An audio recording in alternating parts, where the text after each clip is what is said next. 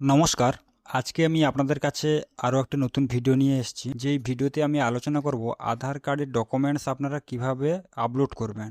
আপনাদের আধার কার্ড যদি 10 বছরের পুরনো হয়, এখনও পর্যন্ত যদি আপনারা ডকুমেন্টস আপডেট না করে থাকেন, তাহলে এই ভিডিও শেষ পর্যন্ত দেখুন। আজ আমি বলবো কারা আপডেট করবেন, কি কি ডকুমেন্টস লাগবে, অনলাইনে কিভাবে করবেন এবং এর জন্য কোনো চার্জ লাগবে না পুরোটাই ফ্রি, সব কিছু আমি এই ভিডিওতে আপনাদের সাথে আলোচনা করব। তো প্রথমে বলে রাখি, ডকুমেন্ট আপডেট মানে আধারের নতুন নাম বা ঠিকানা পরিবর্তন নয়, শুধুমাত্র আপনার পরিচয়, proof of identity, proof of address এই দুটো আপলোড করতে হবে। যাদের আধার 10 বছরের বেশি পুরনো, কোনো আপডেট করেননি, তাহলে সেটা করতে হবে। আপনি মোবাইল থেকেও করতে পারবেন এবং কম্পিউটার বা ল্যাপটপ যেখান থেকেও করতে পারবেন। তো প্রথমে আপনি যেখান থেকে করবেন সেখানে একটা আপনার যে ব্রাউজার আছে, আপনারা ব্রাউজার ওপেন করবেন। আমার কাছে ক্রোম ব্রাউজার আছে, তো আমি ক্রোম ব্রাউজার ওপেন করছি। ক্রোম ব্রাউজার ওপেন করার পরে আপনারা সার্চ করবেন myaadhar.uidi.gov.in। যদি আপনাদের কোনো অসুবিধা থাকে বা যদি আপনাদের কোনো বুঝতে অসুবিধা হয়, তাহলে আমি এই লিঙ্কটা আমার ভিডিও ডেসক্রিপশনে দিয়ে দেবো, সেখান থেকে আপনারা করে নিতে পারেন। এখানে প্রথমে আপনারা যখন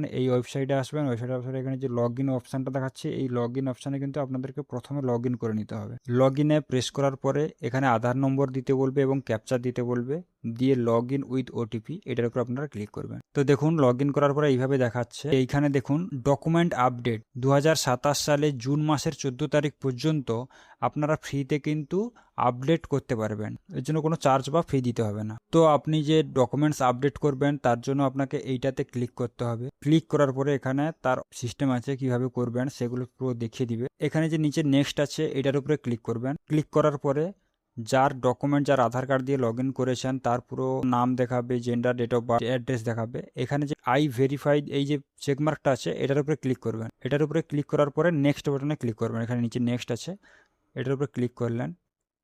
ক্লিক করার পরে এখানে দেখুন, এখানে দেখাচ্ছে ডকুমেন্ট সাইজ যেটা, সেটা 2 MB হতে হবে, জেপিজি, পিএনজি, পিডিএফ, এই তিনটে ফরম্যাটের মধ্যে আপনাকে 2 MB হতে হবে। তো দেখুন, আমি আপনাদেরকে এখানে দেখাবো, এই যে select valid supporting documents type লেখা আছে না, এটার উপরে ক্লিক করলে আপনারা দেখতে পাবেন কি কি ডকুমেন্টস আপনাদের আপলোড করতে হবে। তো এটার উপরে ক্লিক করলে আপনি এখানে দেখতে পাবেন, দেখুন ড্রাইভিং লাইসেন্স দেওয়া আছে, ইন্ডিয়ান পাসপোর্ট দেওয়া আছে, কিষাণ ফটো পাসবুক দেওয়া আছে, এসটি, এসসি, ওবিসি সার্টিফিকেট আছে, ই রেশন কার্ড দেওয়া আছে, ভোটার কার্ড দেওয়া আছে, ভিসা আছে। আপনাদের যেটা সুবিধার মনে হবে আপনারা সেটা দিয়ে করবেন। এগুলো অনেকগুলো এখানে অপশন আছে, আপনাদের যেটা সুবিধার্থে যেটা মনে হবে সেটা আপনারা করবেন। তো আমি ভোটার কার্ড দিয়েই করছি। অ্যাকসেপ্ট করবেন। এখানে অ্যাকসেপ্ট করার পরে এখানে সিলেক্ট সাপোর্টিং ডকুমেন্টস, এটার উপরে ক্লিক করবেন। ক্লিক করার পর কন্টিনিউ টু আপলোড, এটার উপরে ক্লিক করবেন।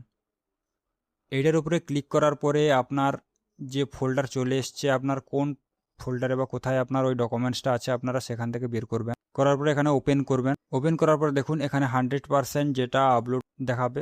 আর একটা নিচে যেটা অপশন আছে প্রুফ অফ অ্যাড্রেস, তো এইখানে সিলেক্ট সাপোর্টিং, এটার উপরে ক্লিক করলে প্রুফ অফ অ্যাড্রেসে কী কী ডকুমেন্টস আপনাদের লাগবে সেটাও আপনারা এখানে দেখতে পাবেন। তো এটার উপরে ক্লিক করলেন।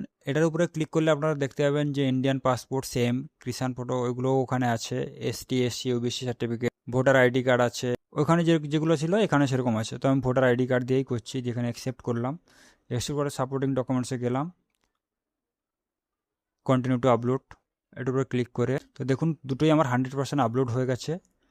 এরপরে দেখুন এইখানে যে চেকমার্কটা আছে, এটার উপরে ক্লিক করবেন। ক্লিক করার পরে নেক্সটে ক্লিক করবেন। নেক্সটে ক্লিক করার পরে ওকে, এখানে আর কিছু দেওয়া নেই সেরকম। তো এখানে সাবমিটে ক্লিক করবেন। সাবমিটে ক্লিক করার পরে আপনাকে টাইম দিবে এবং এখানে গ্রিন টিক দেখাবে যে আপনার, দেখুন এখানে অ্যামাউন্ট 0 হয়ে আছে, একটা ফিডব্যাক চাইবে, ওটা ক্রস করে দিবেন। এখানে অ্যামাউন্ট 0 আছে, এই ডেটের মধ্যে করলে কিন্তু আপনার কোনো ফি লাগবে না বা চার্জ লাগবে না, ঠিক আছে। ডাউনলোড অ্যাকনোলেজমেন্ট স্লিপ, এটা আপনি ডাউনলোড করে রেখে দেবেন, এটা পরে কাজে আসবে।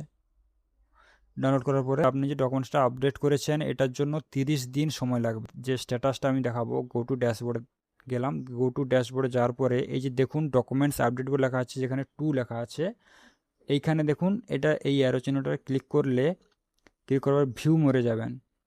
ভিউ মোরে গেলে কিন্তু আপনি পুরোটা দেখতে পাবেন যে ড্রাফট হয়ে গেছে, পেমেন্ট হয়ে গেছে, ভেরিফিকেশান, ভ্যালিডেশান কমপ্লিট, এই তিনটে আপনার এতটা পর্যন্ত যে ভ্যালিডেশান, এতটা পর্যন্ত আপনার গ্রিন টিক হয়ে যাবে, কিন্তু কমপ্লিট হতে একটু টাইম লাগবে। ওই 30 দিনের মধ্যে কিন্তু এটা কমপ্লিট হবে। আশা করি আধার কার্ড ডকুমেন্ট আপডেট নিয়ে আপনারা পুরোটাই বুঝতে পেরেছেন, কি করতে হবে কি না করতে হবে বা কিভাবে করবেন, পুরোটাই বুঝে গেছেন। তো ভিডিওটি উপকার মনে হলে একটি লাইক করবেন, বন্ধুদের সাথে শেয়ার করতে ভুলবেন না, আর চ্যানেলটি সাবস্ক্রাইব করে পাশে থাকবেন।